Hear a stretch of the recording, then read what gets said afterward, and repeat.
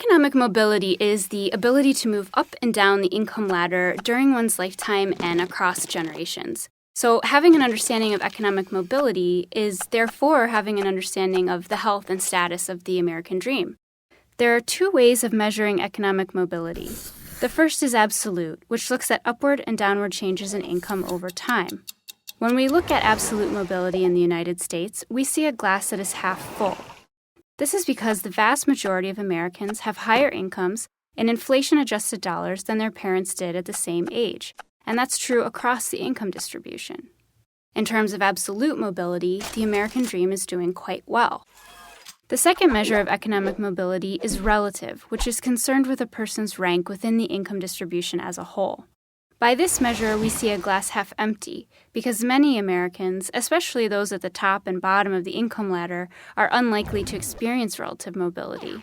Of those whose parents were in the bottom fifth of the income distribution, about 40% remain in the bottom themselves as adults. Similarly, of those whose parents were in the top fifth of the income distribution, about 40% remain in the top themselves. And we call this phenomenon stickiness at the ends, because those at the ends of the income distribution are stuck there across generations. By this measure of mobility, the American dream is struggling. So what this means is that a person can experience upward absolute mobility, having more income, but not upward relative mobility, not moving out of the bottom.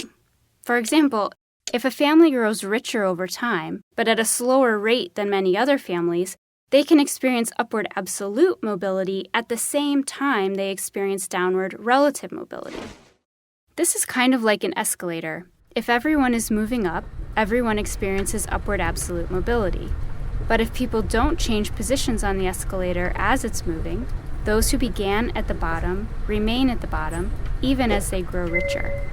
Now imagine a second escalator. People are moving up, experiencing upward absolute mobility. A person gets on at the bottom and begins walking up the stairs, passing people on the escalator ahead of him. He is experiencing upward absolute mobility and upward relative mobility.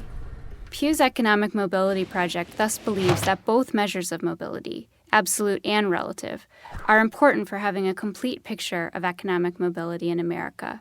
Neither perspective should be taken in isolation from the other.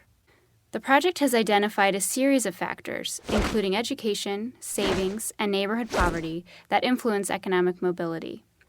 To learn more about these indicators and to read our reports, visit economicmobility.org.